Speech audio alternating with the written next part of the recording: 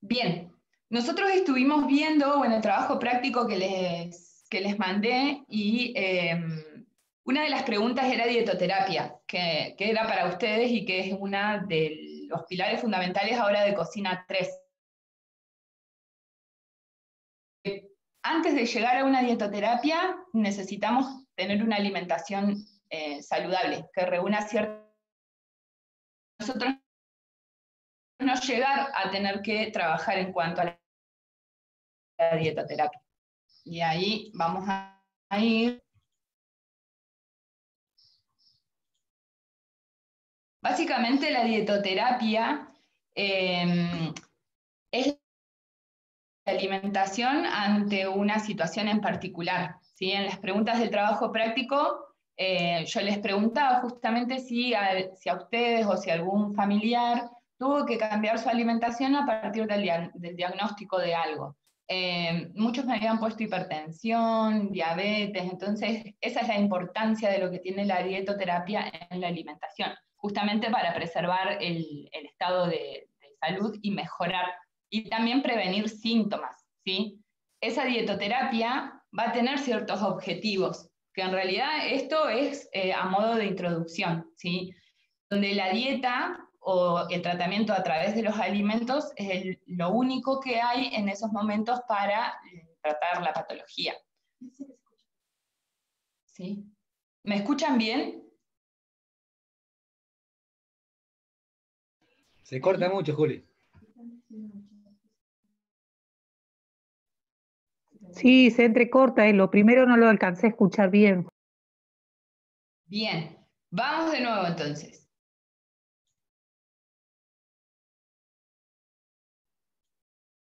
¿Ahora me escuchan bien?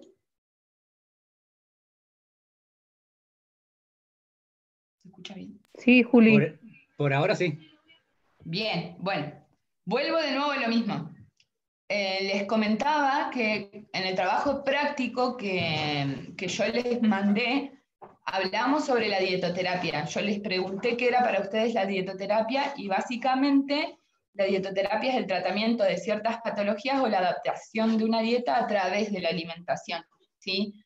Esa dietoterapia tiene objetivos donde lo que se hace es preservar el estado de salud de las personas, como también evitar que tengan síntomas a través de las alimentaciones que no tenemos correctas.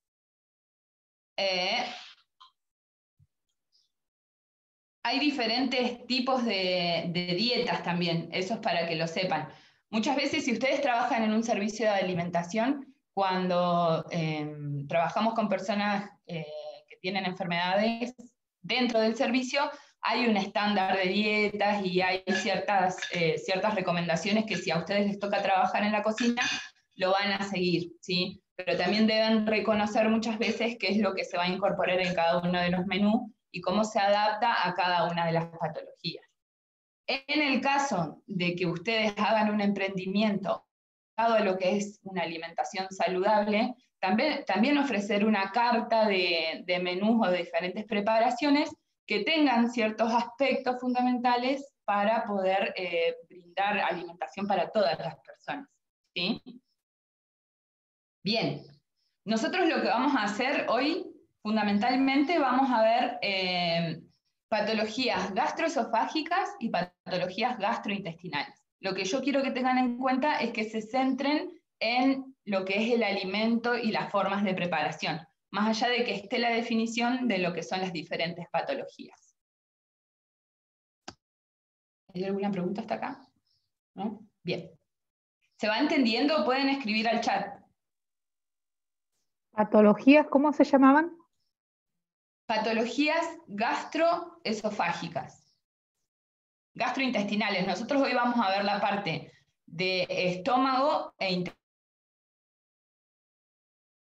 partes del sistema digestivo, así que sería bueno que también lo tengan al momento de ir leyendo. También que sepan que muchas veces se trabaja con dietas progresivas, ¿sí? Es decir, que se empieza con una dieta fundamental para trabajar de manera puntual algo, por ejemplo las diarreas, y después se va progresando en cuanto a la alimentación y la introducción de los alimentos. que uno tenga en cuenta que el alimento se puede usar como medicina y que es la primer forma de cura o de disminuir, uno no vuelva a caer en lo mismo, ¿sí? Al enfermar algunos órganos del aparato digestivo, queda comprensión de cada uno de ellos y podemos cursar con dolores como vómitos, diarrea, hemorragias, ¿sí? El abordaje que nosotros es tratar de mantener al aparato digestivo en reposo. Eso significa que no haya ningún alimento que lo haga cause dolor, ¿sí? Acá nosotros, dentro de las patologías que vamos a ver, vamos a tener 3: aparato digestivo, no sé si se ve la flechita que tengo yo, ¿sí? Vamos a trabajar toda la parte de estómago e intestino grueso y delgado. Seguramente a alguien le pasó que alguna vez sintió acidez o fue al hospital por una dieta gástrica o por úlcera, y eso es lo que vamos a ver hoy de los alimentos específicos. El reflujo gastroesofágico, estas cosas yo se las explico, pero puntualicen más en lo que son los alimentos. El esofágico es cuando el contenido del estómago vuelve a la parte del esófago. Puede ser por alguna disfunción o por alguna otra patología. La úlcera gástrica es una lastimadura en la mucosa del estómago, y la gastritis es esa inflamación de la mucosa que a nosotros por lo general nos da sensación de ardor. No sé si alguna vez escucharon decía que había que tomar leche para aliviar el dolor, pero eso la verdad que es un pensamiento errado, más que un pensamiento es un mito, ¿sí? Hay un estudio que se presentó donde decía que en realidad el tomar leche no era bueno para curar de alguna manera estas enfermedades gástricas. Hay algunas cosas que nosotros en las patologías gastrointestinales o en la alimentación en general deberíamos evitar, pero en este caso, por ejemplo, acá dice que debemos evitar verduras crudas y cocidas, como el brócoli, el coliflor, el pepino, el rabanito, etc. No porque sean alimentos malos en general, sino que para esta patología no serían los recomendados porque pueden causar dolor o pueden exagerar algunos síntomas que ya la persona está teniendo, ¿sí? Otros alimentos son las legumbres y cereales que no son integrales, las frutas, como también la fibra, esto lo vamos a tratar mucho, ¿sí? Infusiones como el café, alimentos procesados que en su composición tienen sal, azúcar y aceite, porque por lo general todos son irritantes de la mucosa, y si una persona está con algún dolor o algún síntoma propio de la patología, nosotros no deberíamos causarle más dolor del que ya tiene, ¿se entiende? Después también azúcares y edulcorantes, bebidas gaseosas, galletitas, bueno, entre otros. Hay una lista re larga de cosas que nosotros no deberíamos incorporar al momento de planificar un menú. Existen ciertos métodos de cocción que sí nosotros vamos a utilizar, desde ya evitando los fritos, ¿sí? Pero métodos de cocción como es el vapor, el horno, la olla a presión y la sartén. Dentro de los alimentos que nos vamos a incorporar, vamos a tener en cuenta no solo lo que selecciono, sino también la forma de cocción que va a tener ese alimento para esta dieta adecuada. Nosotros lo que vamos a seleccionar, por lo general, los lácteos no se dan en esta alimentación porque vamos a mantener al aparato digestivo en reposo. De acuerdo a cómo progresa el paciente, se le va a incorporar yogur casero, en el caso de que no presente muchos síntomas y tenga una tolerancia buena. Sí se le puede incorporar ricota o mozzarella como quesos, pero sin método de cocción. Es decir, que no lo vamos a saltear, ni vamos a calentarlo en el horno, en el caso de que utilicemos un lácteo. Después el huevo sí lo vamos a utilizar, por lo general es para ligar preparaciones. Se puede hacer también un huevo duro o en tortillas con verduras de las que podamos. Las carnes por lo general consumirlas en guiso o sopas hechas a base de caldo caseros, o también pueden ser en rellenos, en albón, determinada forma de cocción y de preparación. Por lo general, cuando uno elabora carnes, evitamos que se arme una costra de tostación, ¿sí? Por una cuestión de digestión. Por ahí puede ser que tarde más tiempo en el estómago, entonces eso termina estimulando los movimientos peristálticos del pasado. Y nosotros necesitamos que no haya tanto movimiento para no causar dolor, ¿sí? Acá vamos a tener el tipo de las carnes blancas. Retira la piel al pollo, y los pescados también se consumen. Por lo general se les hace un colchón de verduras para que no se arme esa costra de tostación, ¿sí? Dentro de verduras, y acá es lo que yo les decía de la fibra, que lo vamos a ver más adelante, hay que tener en cuenta ciertos aspectos de los alimentos de origen vegetal. Existen dos tipos de fibra, y hay una fibra que se va a seleccionar para patologías gástricas o diarrea, y otra fibra que se va a seleccionar para constipación o una alimentación natural y real, digamos. La diferencia es que en unas patologías la fibra va a estar cocida y en otras patologías la fibra va a estar cruda en el caso de constipación. Así. En esta dieta adecuada intestinal, nosotros lo que vamos a hacer es incorporar verduras, que por ahí son poquitas, que nosotros vamos a incorporar justamente porque son dietas progresivas, ¿sí? Nosotros ahora estamos imaginando que la persona está en una situación donde tiene síntomas de dolor. Entonces lo que hacemos es disminuir todos los estímulos que pueda tener, ¿sí? Bueno. Bien, dentro de las verduras, en lo general son todas cocidas, hervidas o al vapor, con los que vimos recién. No se utilizan fritas, y por lo general en un primer momento se les suele retirar las cáscaras y las semillas, ¿sí? Las bebidas, todo lo que sea a base de agua, nada de aguas saborizadas, ni jugos en polvo, nada de eso, ni siquiera o amargos serranos, como a veces suelen tomar. Lo ideal es que no hayan temperaturas extremas. Dentro de las infusiones que nosotros vamos a incorporar, no tienen que ser infusiones intensas. Todo lo que sea intenso va a terminar estimulando al estómago, y nosotros no queremos que pase eso, ¿sí? Podemos usar tés que son hechos con hebras, y por ahí acá usamos el yantén, la caléndula, sen, melisa, salvia, como para agregarle a las infusiones que nosotros vamos a incorporar, ¿sí? En cuanto a los condimentos, vamos a tener todo lo que sea sal, que se agrega a las preparaciones sin ningún tipo de problema. Algunos condimentos como es la cúrcuma, el orégano, el laurel, que por lo general el laurel se deja como mucho tiempo en la preparación, sino que se retira al momento de consumir, ¿sí? Y después también, que esto vamos a hacer un apartado adelante sobre los alimentos probióticos y fermentados, que son los que van a causar un beneficio extra para patología en general. Y también lo que vamos a incorporar son panes y galletitas que sean caseras, con harinas alternativas.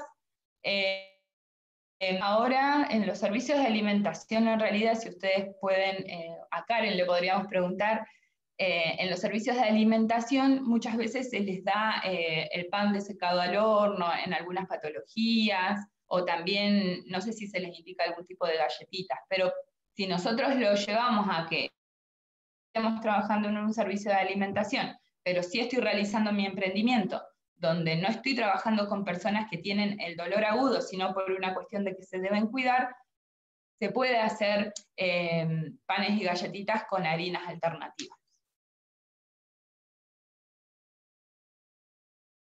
¿Alguna pregunta hasta ahí? Sí. A ver. Karen dice, actualmente sí pan desecado. Ah, bien. Pan desecado, lo que se hace en el servicio de alimentación es el pan desecado del horno. Corregime, Karen, por ahí si no estoy dando bien la indicación, pero es que las rebanadas de pan blanco se ponen en el horno bajo con la puerta abierta. Entonces eso lo que permite es que evapore el agua y quede algo seco. Se usaba el pan del día anterior. No tiene que tener costra de tostado. Claro, no tiene que tener costra. Tampoco las carnes deben tener esa costra de tostación. En regla general, digamos, en la alimentación, por lo general, lo que es las semillas, las cáscaras, se retiran, y si se incorporan, que sea en las verduras permitidas, cocinadas al vapor, al horno, hervido en poca cantidad de agua. El resto de los alimentos que se incorporan son los que vimos recién. Y después Jessica dice para la hernia de hiato, ¿cuál sería la indicación? Lo mismo, porque en realidad las patologías gastrointestinales o gástricas comprenden, se puntualiza de acuerdo a la patología en específico. Pasa, por ejemplo, con las diarreas, que es que hay ciertos tratamientos para la diarrea aguda, que es la diarrea astringente, que muchas veces uno cuando va al hospital nos dan esas indicaciones. Y después está, por otro lado, lo que son las diarreas crónicas, que las diarreas crónicas se trata de acuerdo a la patología, la celiaquía, alergias, etc. Después dice, para el síndrome de intestino irritable. Para el síndrome de intestino hay que ir viendo y puntualizando el caso específico de la persona. Pero ahora cuando veamos intestinal vamos a tener algunas consideraciones.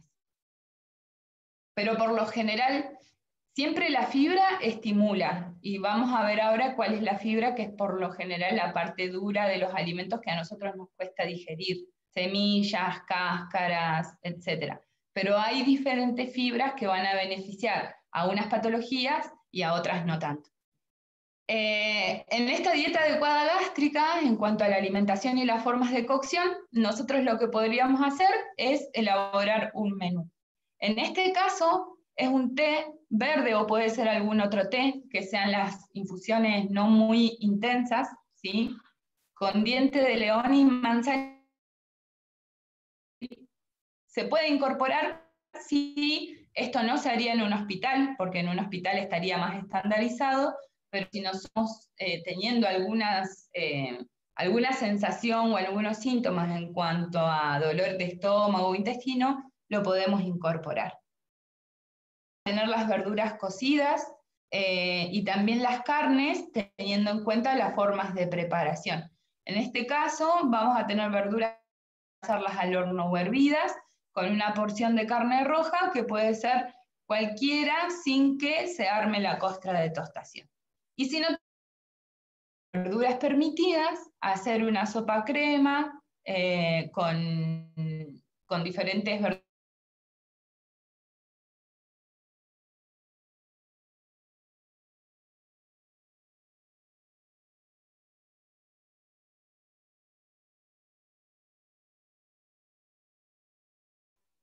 ¿Se cortó?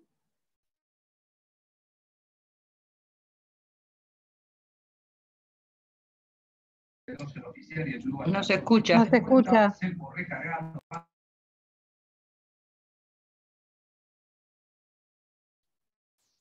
¿Me escuchan? Ahora sí. Ahora Bien. sí, Juli. El té por lo general tiene beneficios, pero en este caso en particular está puesto como una opción del menú, ¿sí? Después de eso anotamos ahí al finalizar. Seguimos con el menú de dieta adecuada gástrica, y en este caso un té liviano o que no sea concentrado, con jengibre, que podemos utilizar en poca cantidad, ponerlo y sacarlo, no dejarlo mucho tiempo que se concentre en el mismo líquido, ¿sí? Y pan de coco con una compota de pera o manzana.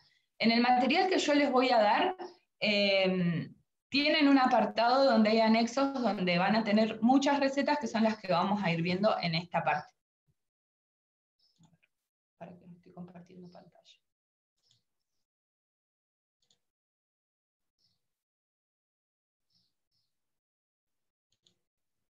Ahí vuelvo de nuevo.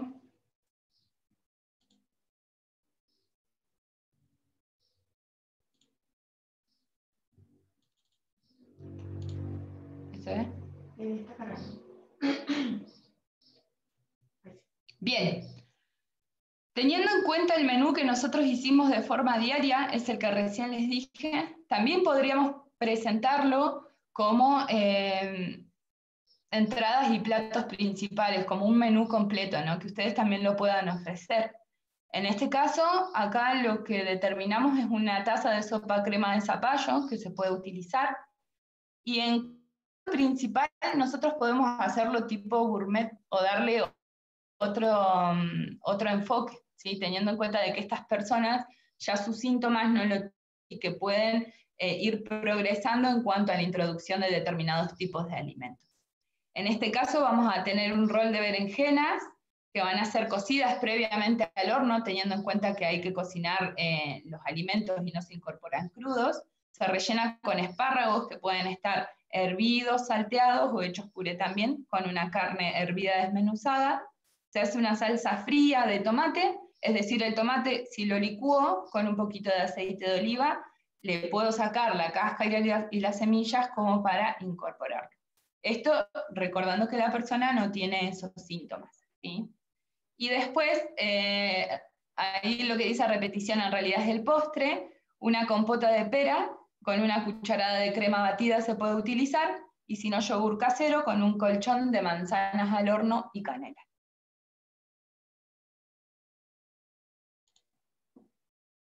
¿Alguna duda hasta acá? Pueden preguntarlo. Después, cuando ve lo Esa que es el dieta kefir, era para sí, los... adecuada gástrica, Bien.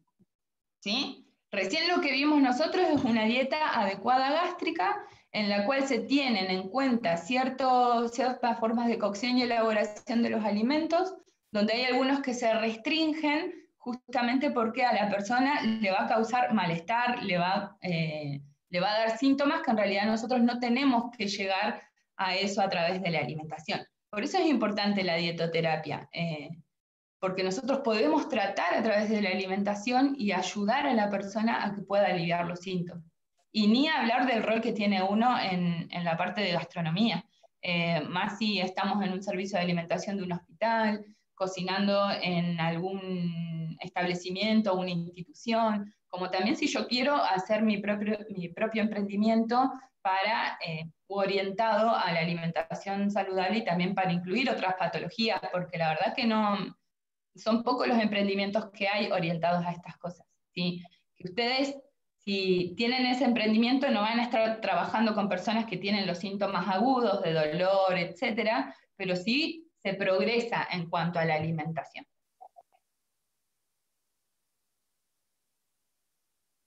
Con respecto al kéfir y ciertos fermentos, el kéfir es una bebida.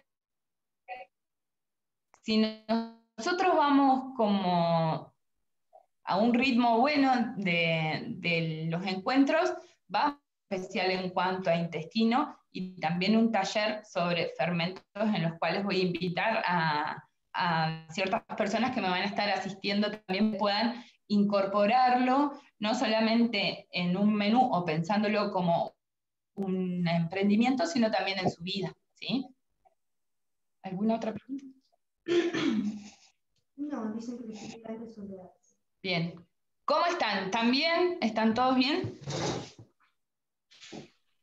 Sí, todo bien. Bien. Sí, Juli. Una vez que nos...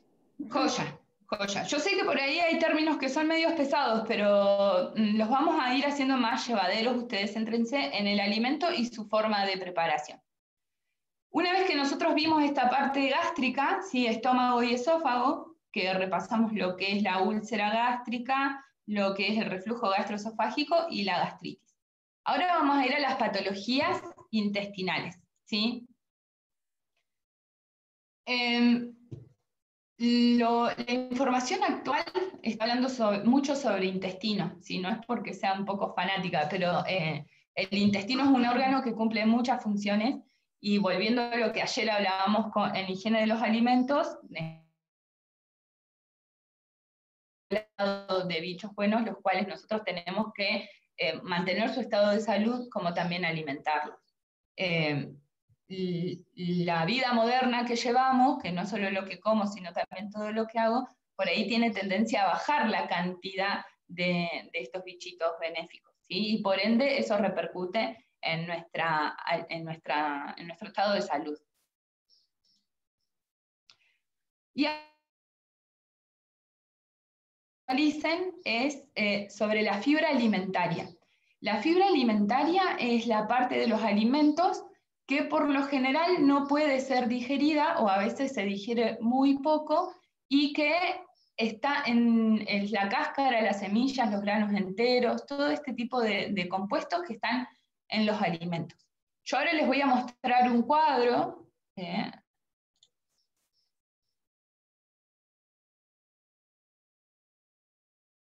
Esperen.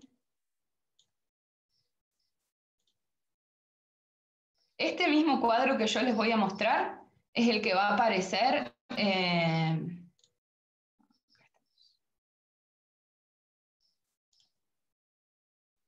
el que yo les voy a mandar en el material.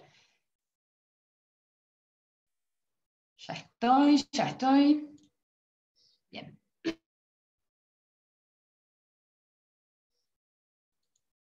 Dice la fibra cuesta digerir. Sí, ahora vamos a ver la diferencia. Hay fibras que nos cuestan digerir más que otras, ¿sí? Bien. Vamos a ir con la fibra alimentaria. Hablábamos, la fibra alimentaria es la que se encuentra y es la parte de los alimentos que a nosotros nos cuesta digerir. Y se van a dividir en dos. Seguramente escucharon en alguna oportunidad lo que es la fibra soluble y la fibra insoluble, ¿sí? Por un lado vamos a tener lo que es la fibra fermentable, soluble y viscosa. Esto es como para diferenciar los dos tipos. Este tipo de fibra lo que hace es que forma gel. Retiene agua y lo que hace es formar gel. En el caso de una diarrea, por ejemplo, donde vamos a tener pérdidas grandes de agua, nosotros necesitamos fibra que lo que haga es que retenga ese agua para que no haya tanta diarrea, ¿sí?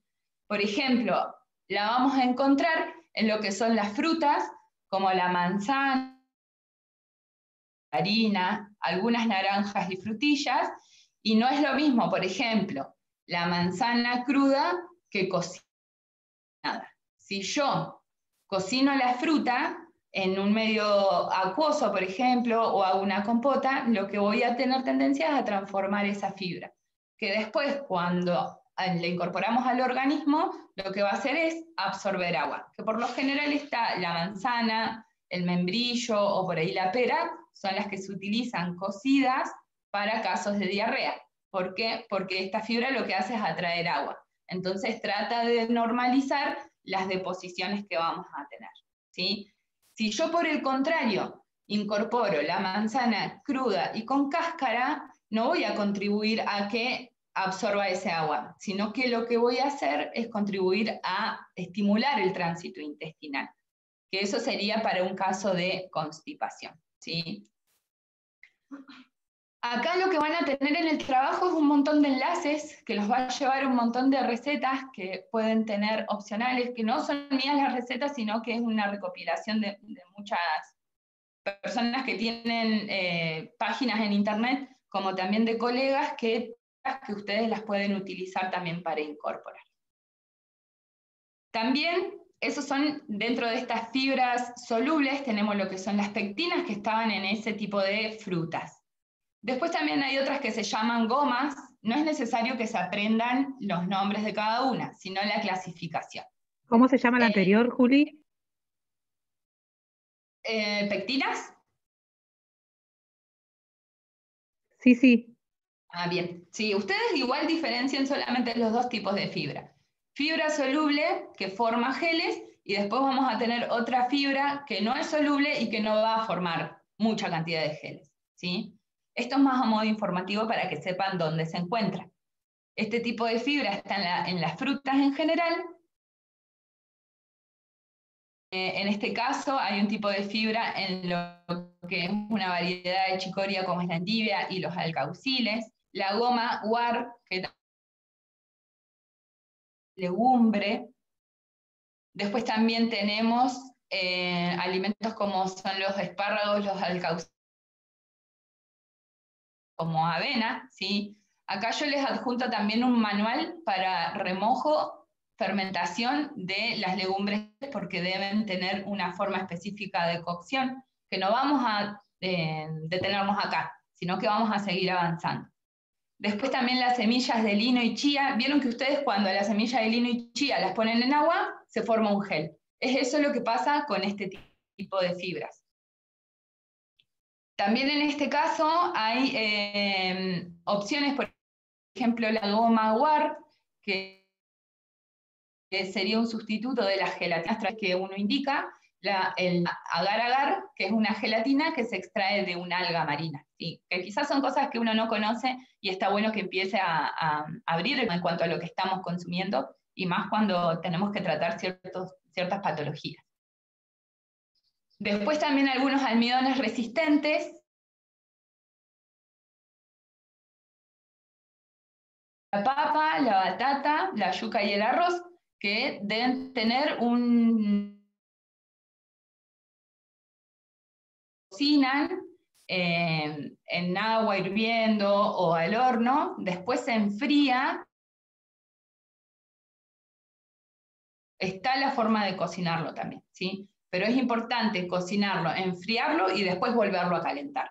Eso produce que el almidón que está en estos alimentos, después cuando se cristaliza por haberse enfriado, no lo absorbemos tan rápido. ¿Alguna pregunta? ¿No? Bien.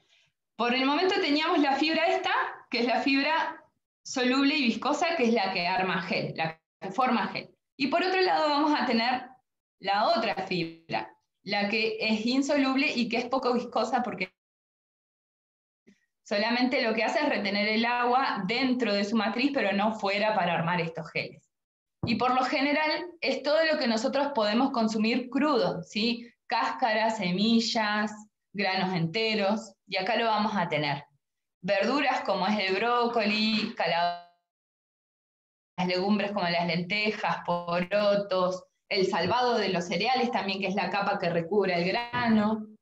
Después también tenemos verduras como, las mismas se repiten arriba, las manzanas, los duraznos, mandarinas, naranjas, ciruelas, las nueces, semillas de girasol, almendras, pistachos, todo lo que nosotros podamos consumir entero y mientras más nos cueste digerirlo es lo que tiene la fibra.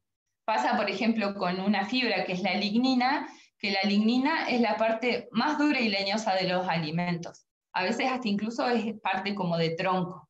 Y esa no se puede digerir porque así como nosotros la incorporamos, sale de alguna manera. ¿Preguntas? ¿No? ¿Y qué nosotros vamos a tener en cuenta para diferentes patologías? ¿Sí? Esta fibra, nosotros ya entonces tenemos dos tipos de fibra, la que es soluble y forma gel, que lo que va a hacer es, y la fibra insoluble, que no forma gel, que no va a traer agua. Y ahora para entrar en las patologías intestinales, vamos a tener diarrea aguda, diarrea crónica y constipación. Como para que sepan, la diarrea aguda es el proceso donde nosotros aumentamos la frecuencia de ir al baño, que nuestras deposiciones no son tan consistentes y que dura menos de 14 días. ¿Sí? La pantalla quedó en... Esperen que vamos a buscar la pantalla.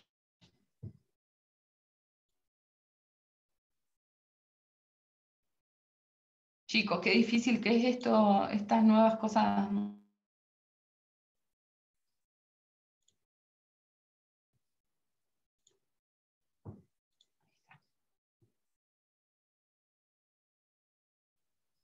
¿Ahí? ¿Es la misma? Ahí cambia. Ah, bien. Bien. Como yo les decía antes,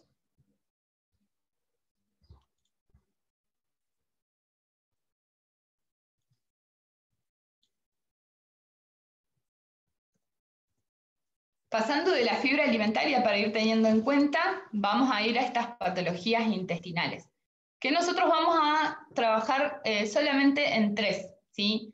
La diarrea es el aumento de las deposiciones y que cambia su consistencia, que dura menos de 14 días, y la diarrea crónica va a pasar lo mismo, nada más que va a durar un poquito más de 14 días, a veces se extiende. Y que la recomendación en estas diarreas crónicas es saber el por qué se causa y son alimentos específicos los que se retiran, ¿sí? Y por otro lado tenemos el tema de la constipación, que más que una enfermedad, la constipación es un síntoma, donde hay poco movimiento intestinal, no solamente por lo que como, sino por un montón de otras cosas que van a influir en eso, ¿sí? Y en el uso de las fibras. Por lo pronto, en una dieta antidiarreica, que es donde vamos a evitar los síntomas, digamos, y que la persona no esté con tanto molestia, malestar, se evita lo que es la fibra vegetal, pero que esté cocida, ¿sí? Como la fibra que no forma gel y que es insoluble, así como la como y más si en una diarrea estamos alterando ese ritmo intestinal, nosotros necesitamos retener toda esa agua que se está perdiendo. Justamente a la materia fecal su aspecto normal, ¿sí? La dieta se va a administrar en comidas poco abundantes, no se dan lácteos de ningún tipo, se suprime todo lo que son los fritos, embutidos y también lo que vimos al principio. Y también cualquier estimulante como son los jugos o los licuados. Siempre la fibra se cocina por lo general. Y acá vamos a tener los alimentos que vamos a incorporar en dieta antidiarreica, o también la pueden encontrar, que vamos a hacer un repaso de estos alimentos. Los líquidos son reacortados, digamos, justamente porque no va a durar mucho, en teoría, esta diarrea. Ya si dura mucho, eso se encargan en los centros de salud de asistir a esa parte aguda, ¿sí? En cuanto a los líquidos, incorporamos agua de arroz o de zanahoria, caldos colados de ¿sí? Infusiones claras de té, lo mismo que en la dieta adecuada gástrica. La carne, primero hay progresiones en esto, ¿sí? Se dan las carnes blancas por un lado hervidas, y si la persona no tiene ningún síntoma, se progresa a una carne roja, que también se da servida. Después, con el paso de los días, cuando ya se sienta mejor, ahí empezamos a hacer una introducción a una alimentación un poco más normal. Siempre sin cáscara y sin semilla, porque justamente tienen esa fibra que no se absorbe, y nosotros necesitamos, para eso le sacamos las cáscaras y las semillas. Verduras como la zanahoria, la papa y la calabaza, primero se hacen en formas de puré o sopas, y de acuerdo a cómo la persona vaya evolucionando, se corta en cubitos, ¿sí? Después vamos a tener lo que es la fruta. Se hacen las compotas sin azúcar, de manzana, pera o membrillo, y la banana se selecciona poco madura. Después vamos a tener cereales no integrales, ya que los cereales integrales tienen más cantidad de fibra insoluble, y nosotros lo que queremos es fibra soluble que atrape el agua, ¿sí? Dentro de eso vamos a tener la polenta o la sémola, el arroz blanco, pastinas y pastas. Las pastinas son los fideos chiquititos, los de sopa, y las pastas rellenas, que en lo posible sean caseras, en el caso de que se den. Yo no sé, bueno, después Karen, escribí si se sigue manejando con pastas y pastinas en el servicio de alimentación, porque de esa manera era que se administraba. Y acá está el pan desecado al horno, como también masa para arepas se puede incorporar. teniendo en cuenta que lo vamos a hacer adecuado intestinal, ¿sí? Y lácteos, en el caso de los lácteos, en un primer momento no se da ninguno, y después, de acuerdo a la persona cómo vaya tolerando los alimentos, se incorpora el yogur natural o el casero, ¿sí? ¿Alguna pregunta? ¿Nada? Bien. No se están durmiendo porque no están preguntando nada.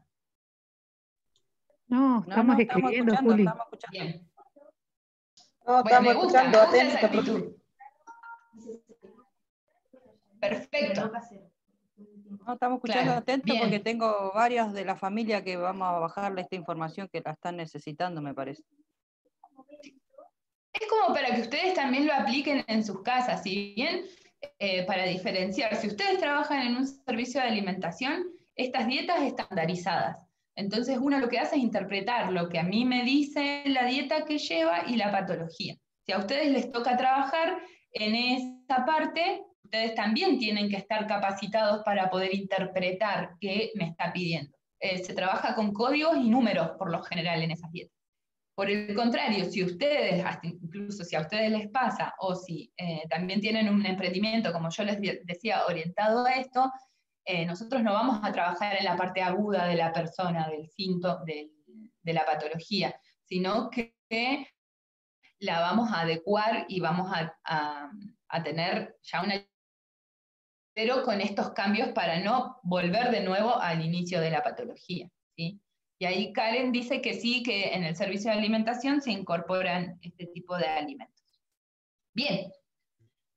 Hasta ahora vimos lo que es la alimentación adecuada gástrica, donde íbamos modificando la fibra, se subdividían, y por otro lado tenemos esta dieta astringente que es mucho más limitada porque es a nivel diarrea. La diarrea aguda en este caso para esta situación. Y después vamos a tener las patologías en diarrea crónica. ¿Por qué? Por ejemplo, nos va a pasar con la intolerancia a la lactosa. Con lactosa, que es el azúcar que está en los lácteos por lo general, y consume algo, eso le va a causar una diarrea, que la diarrea va a ser aguda porque ya. Y así nosotros la tenemos que tratar como una diarrea o como una dieta astringente, ¿sí? Y a su vez, en paralelo, todos los alimentos que vayan a tener lactosa en este caso. La intolerancia a la lactosa es una reacción que el cuerpo, donde no toleramos o no se digiere en realidad el azúcar que está en la leche y en productos también, en productos que la contengan, ¿sí? Que ocurre cuando el intestino no puede digerir. Y es una alimentación libre de lactosa. Para esto hay que leer muy bien las etiquetas. En el caso de que uno compre alimentos, leer que sean libres de lactosa, que no tengan trazas, que no tengan nada, una diarrea a esta persona u alguna otra reacción. Otro tipo de diarreas que en realidad es lo que se causa cuando en la enfermedad celíaca se consume algún tipo de alérgeno, en este caso harinas de trigo, avena, cebada, centeno, son las que no deberíamos consumir en el caso de que tengamos que tener una alimentación adaptada o que sea una dieta libre de gluten. También hay que leer muy bien los paquetes de las cosas que nosotros compramos, porque también dice que si tiene trazas o si tiene gluten, trigo, avena, cebada, centeno. Más si ustedes van a hacer un emprendimiento en el cual deben asegurar de lo que están consumiendo, ¿sí? Por eso también en este caso se incentiva el consumo de alimentos frescos y de la cocina propia, que no tengan comprando cuando no saben de dónde viene o cómo se elabora. Por el contrario, los alimentos que se incorporan o los alimentos cereales, porque en la celiaquía todo se puede consumir, nada más que lo único que hay que tener en cuenta es cuando yo hago panificados y ese tipo de cosas, el arroz, la quinoa, trigo sarraceno, trigo burgol. El trigo sarraceno es una semillita en forma de triángulo marroncita, que no tiene gluten. Es como un primo hermano del trigo sarraceno, pero no tiene gluten. Como también incorporar lo que sean semillas, legumbres, no hay ningún tipo de problema. Buenísimo, buenísimo, está re bueno. En este caso ahí los enlaces que tienen en la presentación, que son los mismos que van a estar en el material, son unas galletitas de quinoa de mi colega Karen y unos pancitos en sartén de Cari Jerez, que esos van a ser los que van a estar también en el material. Ustedes haciendo clic los va a llevar derecho al enlace, que bueno, no son recetas mías, sino que me parece re bueno y valorable que podamos compartir estas cosas y más de profesionales. Bien, y otro tipo de patología que causa... no, perdón.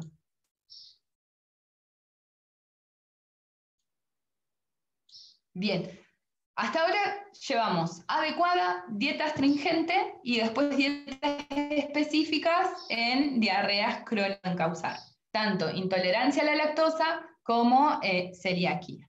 Y como última patología en cuanto a lo intestinal, nosotros vamos a tener la constipación. Si nosotros decimos que la diarrea es el aumento de la frecuencia y el cambio de la consistencia, la constipación no tiene una definición en realidad establecida, sino que más bien es un síntoma más que una enfermedad, con mayor frecuencia en mujeres y en niños. Los niños muchas veces cuando están aprendiendo a ir al baño y si en algún momento tuvieron dificultad y dolor, lo que hacen es inhibir ese reflejo por miedo a que les duela de nuevo. Entonces se generan constipaciones por una retención que van teniendo. Y en las mujeres también pasa algo parecido, a veces como que o nos da vergüenza o no nos sentimos cómodas en el tiempo, porque estamos haciendo millones de cosas a la vez, entonces terminamos siempre inhibiendo el reflejo gastrocolónico. Y eso genera que no tengamos una frecuencia de ir al baño cómoda y normal, ¿sí? Para mejorar el tránsito, no solamente lo que como, sino también el tema de la actividad física que causa ciertos beneficios e impactos al momento de mejorar estos síntomas. Si nosotros en este caso necesitamos fibra, que no sea fibra que retenga agua, porque si no la materia fecal más, ¿no? Sino que nosotros necesitamos de la fibra insoluble, que lo que va a hacer es aumentar el volumen de esta materia fecal y poder estimularla para un tránsito intestinal, ¿sí? Por eso siempre cuando uno tiene constipación, se recomiendan las frutas crudas con cáscara y semilla, lo mismo que las verduras. El tema de las carnes y el resto de los alimentos no es tan diferente a como uno lo debería consumir habitualmente. En el caso de la fibra también. Y todas estas patologías, nosotros lo que vamos a incorporar también son probióticos y prebióticos, que eso lo vamos a ver también con detalle. En este caso de constipación, yo les dejo recetas de albóndigas de lenteja y quinoa, también granola, que la pueden utilizar ustedes, verde. ¿Dudas? ¿Preguntas? Y como última cuestión, para ir cerrando, que nos quedan estas cositas, vamos a tener, saliendo de estas patologías gástricas e intestinales, lo que son las alergias alimentarias.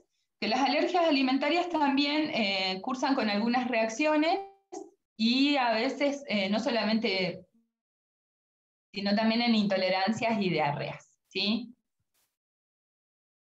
Bien, son esas reacciones provocadas por el consumo de determinados tipos de alimentos y por lo general tienen tendencia a aparecer durante la infancia y cuando somos adultos tiene tendencia a desaparecer, ¿sí? Los alimentos más alérgenos que hoy encontramos o que causan esa reacción es en los niños la leche, el huevo, maní, soja, trigo, miel, pescado y nueces. Incluso hay adultos que le tienen alergia a los mismos alimentos, como el maní, nueces, pescados y mariscos, que son productos de mar. que en nuestro caso tendríamos más alergia al maní y a las nueces. Y acá las alergias que nosotros vamos a tener, la celiaquía, que es en cuanto a la intolerancia práctica, lo que nosotros haríamos es retirar todos los alimentos que tengan gluten. Las alergias orales son las alergias por lo general a las frutas y a las verduras.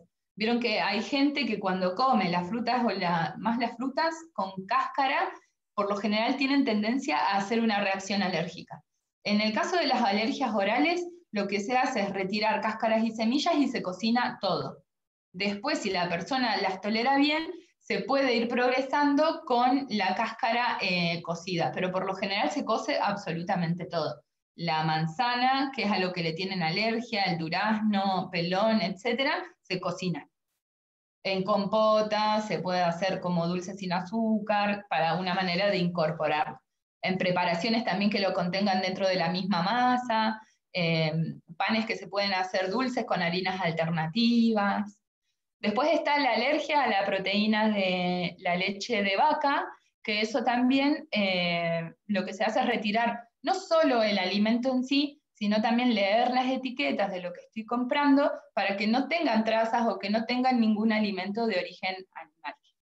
Debido a que en los lugares donde se producen leche, quesos y yogures también se están produciendo otras cosas que tienen trigo, avena, cebada y centeno. Preguntan si la semilla de chía te puede dar alergia. No, la semilla de chía por lo general no da alergia. Para identificar las alergias alimentarias es muy difícil porque a veces no solo, sino que es en la mezcla que está con otras cosas. Entonces, si yo puse la semilla de chía en una ensalada y tengo que ver qué tenía esa ensalada o qué verduras tenía o cómo se lavaron, porque identificarla es muy difícil a no ser que se haga la prueba de la alergia. Preguntan si te puede dar alergia por comer mucho de un alimento sin ser alérgico. No, por lo general las condiciones de alergia debe haber algo que la despierte. Tampoco es que son hereditarias, pero es difícil igual que sea por comer mucho un alimento. Y otra, las alergias a la proteína de la leche de vaca. Esperen que voy a buscar algo que les quería mostrar. Bien. Por ahí tienen personas alérgicas en su casa y estas son buenas recomendaciones. Primero, eliminar todo alérgeno que sea el que cause los síntomas, ¿no? Aparte porque es molesto. Bien. Sí, en el caso de las alergias alimentarias, lo que son los frutos secos como las nueces, almendras, y también, bueno, el maní, hay ciertos métodos de cocción para disminuir también esos alérgenos que terminan siendo algunos antinutrientes. Que los antinutrientes nosotros no nos vamos a centrar, pero sí los vamos a tener en cuenta y yo por ahí les voy a ir hablando. La correcta elaboración de estos frutos secos debería ser remojarlos por lo menos 12 horas en agua.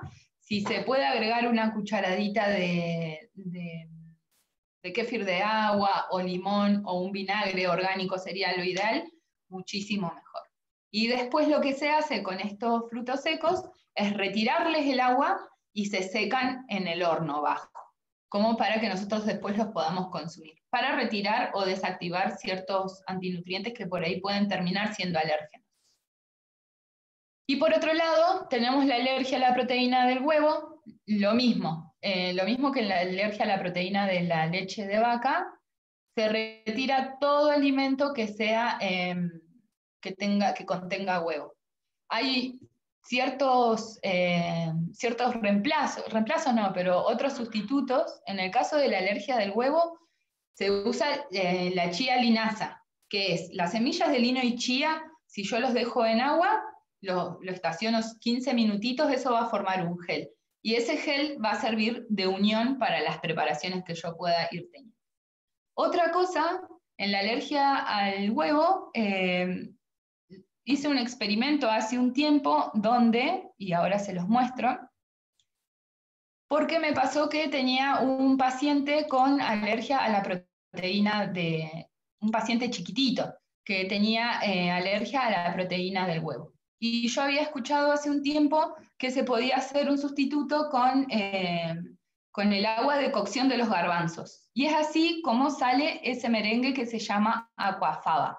Ese merengue se hace con la cocción de los garbanzos, que lo descubrió no, pero fue, no me acuerdo en este momento el nombre del chef, pero que buscó sustitutos para el huevo que no podían consumir ciertas personas. Y les queda, la verdad, como un merengue muy firme, pero hay que meterle a la batida igual. Dicen que queda mejor con los garbanzos de la lata, pero yo en este caso lo que hice fue remojar los garbanzos, los remojé y los fermenté para disminuir esos antinutrientes, y después al líquido que queda le hice una reducción en la hornalla con un poquito de agua. Después de eso, aproximadamente una cucharada del líquido de aquafaba reemplazaría a un huevo, y te queda un montón de aquafaba. Tengo unas preguntas. Sí, pregunta. Para las personas que tienen alergia al tomate, ¿cómo deberían consumirlo? Bien, las alergias alimentarias, que es parte de lo que recién les dije, a ver.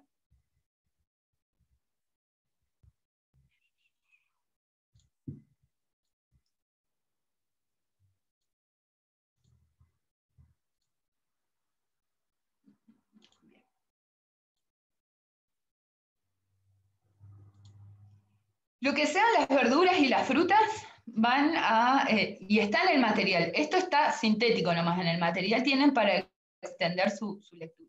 Las frutas y las verduras van a corresponder a lo que es la alergia oral. Y en la alergia oral se tiene que cocinar absolutamente todo. Se le saca la cáscara y las semillas, que por lo general es donde están los alérgenos, y se cocina todo. Pasa con la manzana se tiene que sacar la cáscara, se realiza compota. Lo mismo que para el tomate. Y también dependiendo el grado que la verdad que si no la podés consumir porque tenés alergia y porque te hace mal, no es necesario hacerlo, se busca otro tipo de alimento con nutrientes, ¿sí? Después dice, para los niños asmáticos, ¿qué alimentos pueden ser alérgicos? Todos los alérgenos pueden estar en los alimentos estos que vimos recién, que pueden ser en la leche, el huevo, el maní, la soja, el trigo y algunas verduras y frutas. Hay que tener en cuenta también el origen de las frutas y las verduras que nosotros incorporamos, porque si tienen algún tipo de agroquímico, pesticida, etcétera, es bueno retirarles la cáscara y las semillas porque causan justamente alergias, pero nosotros no sabemos de dónde vienen. Por ahí, dar como una recomendación general en cuanto a asma o en patologías fundamentales o específicas, hay que evaluarlo, la verdad que hay que evaluarlo, pero retirar estos alérgenos o también saber qué es lo que le está causando alergia sería el paso fundamental para después progresar en el tema de la alimentación. Y después dicen que tenés que pasar la receta de... Sí, miren, a ver, espera. Bueno, esto sería, en teoría, lo que nosotros vamos a ver en esta unidad 1. La dieta adecuada gástrica, ¿sí? Donde nosotros seleccionamos cierto tipo de alimentos y ciertos tipos de cocción. Segundo, vimos una dieta antidiarreica para la diarrea aguda, donde es más limitada la cantidad de alimentos y tenemos que tener en cuenta la fibra. Lean lo de la fibra, ¿sí? Después también vimos en diarreas crónicas, como es celiaquía, como es intolerancia, donde la dieta que se utiliza es eliminar al alimento que causa esa intolerancia. Y cuarto, hablamos sobre otras patologías que en realidad es todo retirar lo que causa el malestar, ¿sí?